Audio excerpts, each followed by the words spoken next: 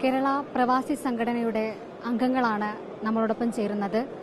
കേരളത്തിൽ നിന്ന് നമ്മുടെ വിദേശത്തേക്ക് ജോലി തേടി അന്യനാടുകളിലേക്ക് പോയിരിക്കുന്ന നമ്മുടെ പ്രവാസി സുഹൃത്തുക്കൾ ഇന്ന് പലതരം ക്യാമ്പുകളിലും അവിടുത്തെ താമസ സൗകര്യങ്ങളിൽ ബുദ്ധിമുട്ടുണ്ടാക്കിക്കൊണ്ട് നമുക്കറിയാം ഒട്ടനവധി ദുരിതങ്ങൾ സഹിച്ചാണ് നമ്മുടെ പ്രവാസി സുഹൃത്തുക്കൾ വിദേശ രാജ്യങ്ങളിൽ കഴിയുന്നത്. അവരുടെ ഈ ദാരുണമായ അന്ത്യം വളരെയധികം വേദനാജനകമാണ് നമ്മുടെ നാടിനും അതുപോലെ തന്നെ അവരുടെ വീട്ടുകാർക്കും നമ്മുടെ പ്രവാസി സുഹൃത്തുക്കൾക്കും എല്ലാം തന്നെ വളരെയധികം ബുദ്ധിമുട്ടുണ്ടാക്കുന്ന വിഷമകരമായ ഒരു അന്തരീക്ഷത്തിലാണ് നമ്മൾ ഇന്നിവിടെ എത്തിച്ചേർന്നിരിക്കുന്നത്.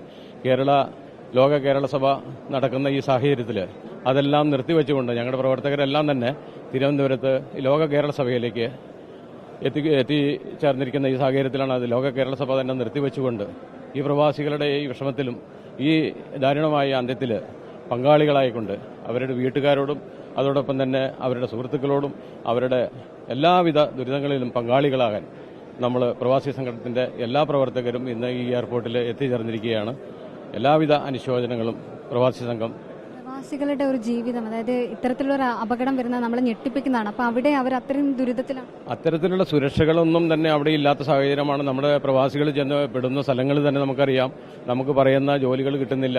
അതോടൊപ്പം തന്നെ അവിടെ ചെന്ന് നമ്മുടെ ജീവിത സാഹചര്യങ്ങൾ വളരെയധികം ബുദ്ധിമുട്ടുണ്ടാക്കുന്ന ഒരു സാഹചര്യങ്ങൾ ഉണ്ടായിട്ടുണ്ട്. അതോടൊപ്പം തന്നെ അവരുടെ സുരക്ഷ, അതും ഈ കേന്ദ്ര സർക്കാർ തന്നെ അവരുടെ സുരക്ഷ നടപ്പിലാക്കുന്നില്ലാത്തൊരു സാഹചര്യത്തിലാണ് പോയിക്കൊണ്ടിരിക്കുന്നത്.